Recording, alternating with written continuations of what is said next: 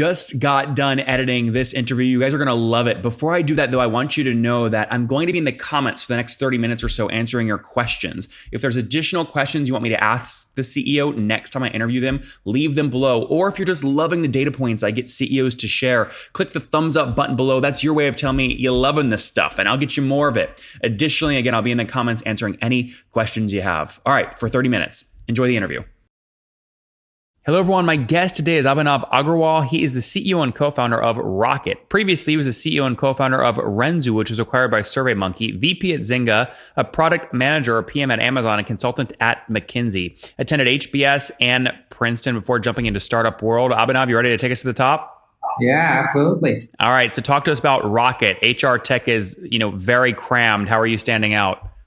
It's interesting. We started this company just because we were trying to solve a problem that we had with our own hiring at our own startups. I've recruited at companies as large as McKinsey and Amazon, and then as small as my own startup, which raised a 3 million seed round, but nobody knew about us, right?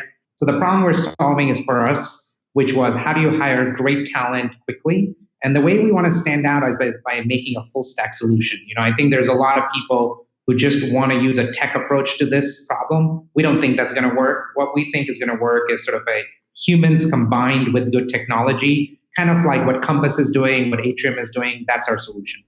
Yep. And so walk me through how folks are paying. Is it a pure play SaaS model? It's not. It's sort of a combination. I think, it spans the gamut. There are some people who want that pure play SaaS model. I would say they're actually in the minority in this business because they're very, very afraid of all the bad players that are out there. You think about your typical recruiting agency, it's only right below Comcast in terms of negative or low NPS scores, right? I think it's not quite as bad as your cable provider, but not that far off, right? And so historically, there's been a great sort of desire to align how much you pay with kind of performance. And so that's kind of, in the pure play SaaS model, you just get some sourcing, you get some candidates, that's great, you pay a monthly fee. But most of what our clients are interested in are actually kind of performance-oriented models or now even retained models. The difference is just, if you hire a typical recruiting agency, they're not going to have any engineers on staff. They're not going to have any people who have actually done the role themselves, right? So I've done product management for 10, 15 years. My co-founder has done marketing and growth for an equivalent amount of time. Our CTO has done sort of technology for the last 20 years. And so we're able to train our recruiters given that experience, which most agencies just don't have. So when then you look at, I'm sure you have customers of all different sizes, but the average customer per year is paying you about, what would you say? What's your sweet spot? They're paying us about 80 to 100,000 a year. And what are they getting for that? How many hires? Our typical percentage fee is anywhere from 20 to 30% of first year base salary. So they're getting anywhere from 3 to 4 hires, a little bit lower if they're in the Bay Area or New York City and the comp is higher, a little bit more if, we have some clients all the way in Missouri City. And in Missouri City, the average pay is $80K, right? And so the placement fee can be only $16 to $20K, whereas in San Francisco, our average placement fee comes anywhere, around $35 to $40. So is any of this truly SaaS, or you've basically just made the traditional recruiting process and business model, tech enabled essentially? So what I would say is that it can be SaaS for the people who want to have it that way, right? And so the difference is that many people, for the people who want to pay that way, they can get all of our services on a monthly fixed pricing. They don't need to pay us any dime extra if they hire or don't hire the person, right? And we have some clients who are doing that today, right? We have some small startups who like that predictability. If you think back to SaaS, what does SaaS really mean? SaaS says, hey, I'm getting this. It's predictable. I know how much I'm paying. I can start at any time. I can stop at any time, right? And I'm paying a monthly fee. And we have some clients who do that. I think the challenge for many people has been that they don't know if it's going to work out or not. And so they prefer to pay on performance. So we think of it more as innovating on the go-to-market model than anything else, right? It's the same thing if you think about Atrium's evolution. For the longest time, they've had to go out and do the same thing as billing you on a per engagement basis, because until they've proven themselves, that's what people want to buy. And then over time, I just saw that email from Atrium, I think it was last week or the week before, introducing their monthly subscription plans, right? Because now that they've proven themselves to clients, people are more willing to take the bet. So I think we're making that same transition over time. And we've had clients like Thrive Global, they spent $150K with us last year, and then they came back and their CEO said, hey, let's turn this into a predictable stream of payments. So now... So Abhinav, when did you launch the company? What year? We started in late 2016. 2016. And how much time did you spend, between the first line of code and your first dollar of revenue? About 4 months. Okay. And how much cash did you guys sink into that MVP? So we were a little bit lucky. We'd done a successful startup before that, been acquired by SurveyMonkey. So we ended up raising 2.9 million right out the gate. We spent a few months iterating on the idea, and once we were locked and ready to go, we raised that seed round. So it's not really fair to say we built it on very little amount of money. But I think our MVP was out within 2 or 3 months. So and we had 2 or 3 engineers, so all under like 50 to 60K. We had okay. And how much total have you raised in the company to date? 2.9. It is the 2.9. Okay. And we haven't raised more. Yeah. So, what's the right amount for your next raise? You said you wanted to raise now? We're probably going to target towards the end of the year. I think the raise, it's all about what we use the money for, which is to open new offices. So we've, for the last 2.5 years, we've had our office in San Francisco. We just opened up our Las Vegas location. So we're going to work with companies like Caesars and GM, all of the gaming companies and real gaming casino companies as well. And so the next step in the company is just opening up more offices. I think we're going to target somewhere from 7 to 10 million in the next round, but it all depends on the market conditions. Yeah. And how many customers today? We have about 100 customers today. Okay. And are those all, when you look at something like churn in your space, how do you measure that? Churn, did you say? Yeah. I think there is a very easy way to say think about churn, which is the client has an active role, but they're not using you. And there's no excuses on that, but that's just what it is.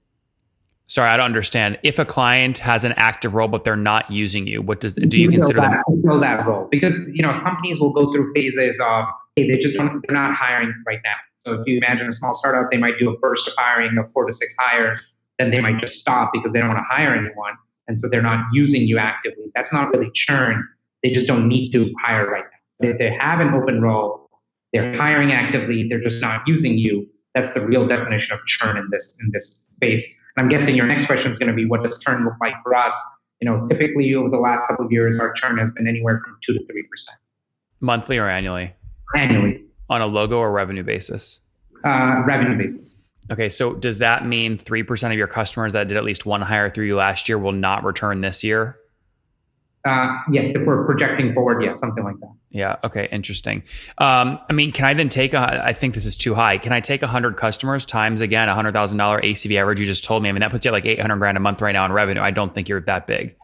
No, I think what ends up happening is the difference between median and average in this industry is very large, right? And so what ends up happening is the numbers I'm giving you are some of the median, whereas some of the customers that are small. So if you imagine, and this is the challenge of running a business like ours, where we have a company, I just kicked off a role with a stealth stage startup. They've raised 3 million from foundation.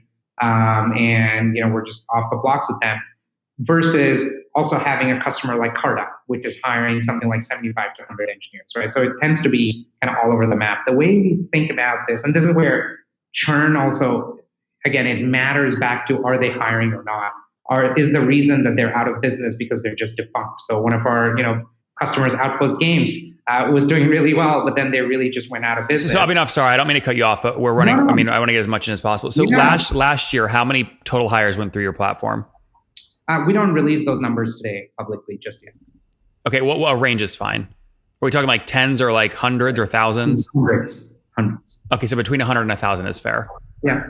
Okay, and then how do you make sure that you get credit for all those hires? How do you track attribution? So we track attribution because the way we think about it, as a recruiter from our companies, chatting to every single of those candidates. So we're in the loop. We know if the candidate is being hired by a company. And that's just, it's a very simple tracking mechanism. Okay. And in 2019, how many hires do you think you'll break? I think on a quarterly basis, we're growing at about 240%. Yeah, but again, that's easy. Going from 1 to 3 is 300% year over year growth. That's an unfair metric to use right now, right? That's the sexy one that everyone wants to hear, but that's a pointless metric to use, right? So in 2019, how many total unique hires do you think you'll pass through your platform? No, and that's the metric I'm telling you, is 2019 versus 2019 quarter that just closed versus the 2018 quarter. That was the growth rate, was 240%. So yeah, but I'm telling you, that doesn't matter. The small numbers, it doesn't matter, right? That's the question you're asking, is what this 2020 growth rate look like, right? No, this is a simple question. In 2019, there's 2 months left in the year, and how many total employees will you place into your customers? I think, again, I wouldn't give you an exact range, but the growth compared to over last year would be roughly 2.5x. Yeah, I mean, I would say that's potential. I mean, you could argue that that's extremely, extremely low considering you're dealing with very small numbers. It should be way higher for a VC funded company. Sure, absolutely. I think that's a fair, we beat ourselves up every day that our growth should be sort of 1,000%. Now, that being said, our numbers are, something like 3 to 4 million a year. So yeah, it's not that low. Could we be doing better? Absolutely. You mean last year you did about 3 million in revenue? Yeah. And this year you think you'll break 2.5x that? That's the hope. Yeah. Yeah. I mean, are you on track to break 6 million this year? Yeah, we are. I think the tough part on this is the business is seasonal. So, it isn't SaaS revenue where you can just predict it. So every month you start the treadmill again, which is a hard thing to do in business. Well, I mean, there's only 3 months left in the year. I mean, are you over 5 million so far this year? We are on track, like I said. So okay, good. And then take me back 1 year since you have the history. If there was 3 million in 2018, what was the year before that? Do you remember? So 2018, 2017, I think we did about 400 to 600, something like that. Okay, good. Yeah, so good. That's good growth. Yeah. Okay, cool. And now where's most of this growth coming from? Are you hiring more people for the same customer base or adding new customers altogether? I think most of the growth is from new customers. Most of the growth. Okay, great. And is more growth coming from the SaaS model or the 20 to 30% of first year salary model? More from the full stack model where we charge as a percentage of salary. Yeah. Break down your team for me on this model. So how many people total in the company? We have about 30 people. About 2/3 of the team are recruiters. A third of the team is product and engineering. Okay, so about 10 engineers. And product. So okay. Any quota carrying reps? We don't have any salespeople today. No sales folks. Okay. And what about? So you mentioned 3% revenue churn kind of annually. What about expansion on that same cohort? Is it more than 3%? Sorry, I don't know if I fully understood your question. So if you look at all the customers you have signed up exactly a year ago, they're paying you X amount. When you fast forward out what they're paying you a year later, you said 3% of them, you'll lose 3% of their revenue. I'm just curious, do you upsell them by more than 3% as well? So expansion makes up for churn.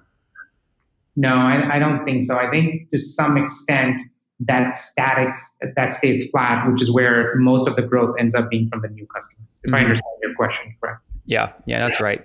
Okay, good. And then look, you're looking potentially at a Q4, maybe Q1 2020 kind of raise. You've done this before. You've been through the kicker. You raised $2.9 million. What are you comfortable? I mean, what can you sleep at night in terms of what you're comfortable burning per month to grow this thing? So we're basically cash flow positive already. So, I think we think about it as what ends up being difficult in this business is actually receivable. So, I have something like, contracts are net 30, but payments end up being sort of net 60, net 90. So the biggest thing I'm financing is actually my receivables. The second piece that I'm financing is new office expansions. And typically it takes a recruiter anywhere from 3 to 6 months before they start paying off. I think the way I think about net burn is that I'm happy at any point looking at, hey, can I get back to cash flow positive in 6 to 9 months? So today when you say you're basically cash flow positive, that means you're burning less than $5,000 a month net burn? Oh, yeah. Absolutely. Okay, got it. Yeah. I mean, I'd consider, again, at your scale, anywhere between kind of negative 5,000 up to 5,000 plus, you're basically break even with a little fluctuation. Oh, yeah, absolutely. And we have, out of the 2.9 we've raised, we have about 1.6 in the bank. Oh, that's good. So why go do another round and take all the dilution? So the biggest reason I think is around scale of ambition, right? I think we have a model that we believe is proven out. Could we sort of build this business slowly? Yeah, absolutely we could without raising another dime in external capital. I think the reason we want to raise more capital is we believe we have a proven model. And next year, if all things go well, I'd love to open sort of 5 to 10 offices in the US because it is a local market, right? You do need to be in market to talk to customers, to talk to candidates. So I'd rather open 5 to 10 offices as opposed to 1 or 2 and grow the pie. Mm-hmm. Yeah. Now, what do you think? Obviously, if you break 6 and maybe get a little bit more juice on that 6.5, 7-ish, if you go raise 7 to 10 million, I mean, do you think you can only sell maybe 10 to 15% of the company, or do you think it's going to look more like, a 80, $90 million pre-money valuation? You think you can get better? I think it may not be the right way to think about it. We don't think about it as much as a matter of dilution as we think about the right partner. And here's the reason why. In a normal SaaS business, the metrics and kind of the, if you look at social capital's 8 ball or whatever, there are different methodologies. You get a very good sense of sort of valuation based on current revenue and growth metrics. Our model is different. And so the thing we care most about is having the right partner who understands that model. We've seen too many companies in this space fall flat, whether you look at Hired or others, where things stall because they don't have the right partner, and the right partner pushes them into an operating model that doesn't work for this industry. So I would say the wrong partner pushes them into a wrong business model. Yes. Sorry, I may have. But Abhinav, to your point, these are HR tech companies that try and be a SaaS company when they're not. So they get really high valuations with liquidation preferences and ratchet clauses that end up destroying them because they're not a SaaS company. So to your point, if you find a partner that's a better fit, you're not going to get a SaaS-like valuation. You're going to get more of like an agency-like valuation at like 3 or 4x ARR, not like 10x ARR. Totally. I think that's fair, number one. Number two, the one delta I would say is that if you think about, I'm a financial guy in addition to a product guy. If you think about what makes a company's valuation 3 to 4 versus the 9 or 10 by SaaS, it really just comes down to profit margin, right? The typical agency makes 5 to 10% net margin. Our hope, again, net margin is not a great metric for us today because we have a big fixed cost, but today we are targeting anywhere from 60 to 70% gross margin. So our goal, we can ideally be a 30-40% net margin business. Is that the same as a software business? Absolutely freaking not. But is it much better than the traditional agency model? We hope so, and that's why we're in this business. Yeah, no, I think that I agree with all those points. I think that's fair.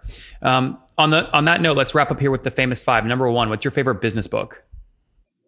I love thinking big and small. Number 2, is there a CEO you're following or studying? I'm a really, really huge fan of Dave Goldberg. When he bought our last company, we lost him too soon. And I spent a lot of time talking to people who work with him. He was really, really inspiring in the little time we spent. Yep. Number 3, what's your favorite online tool for building your company? We've loved Mixpanel. I don't know if you've considered it still a tool. I mean, it's such a mature company now, but coming from sort of an analytics tracking background, I love tracking everything we do. Everything in our company is measured and sort of analyzed, and that's super great. And number 4, how many hours of sleep are you getting every night?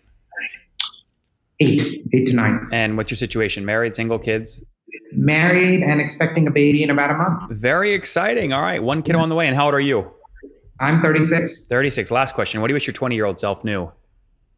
I would have done startups way faster. I think I just didn't know any better. If I knew better, I would have stopped whatever I was doing and gone and joined the startup. Guys, Abhinav with Get Rocket launched back in, call it 2016, 2017, helping folks hire more effectively with their tech platform. $600,000 in revenue in their first year, hoping to break 6 million, on track to break 6 million here in 2019, up from 3 million in 2018. So healthy growth, again, as they look to scale not only their team, but the recruiters, their locations, 100 customers right now, placing anywhere between 100 and 1,000 jobs or employees per year right now, again, as they look to scale. Cash flow break even, 2.9 million raised, 1.6 in the bank, looking to potentially do a $7 to $10 million round in Q4 or Q1, call it 2020. Abhinav, thank you for taking us to the top. Absolutely. Take care. These CEOs rarely give these kinds of interviews. I hit them hard, I get the data, and I want to do it more. So if you want to get more of this stuff, make sure you subscribe up here. And then additionally, go check out one of my other CEO interviews right now.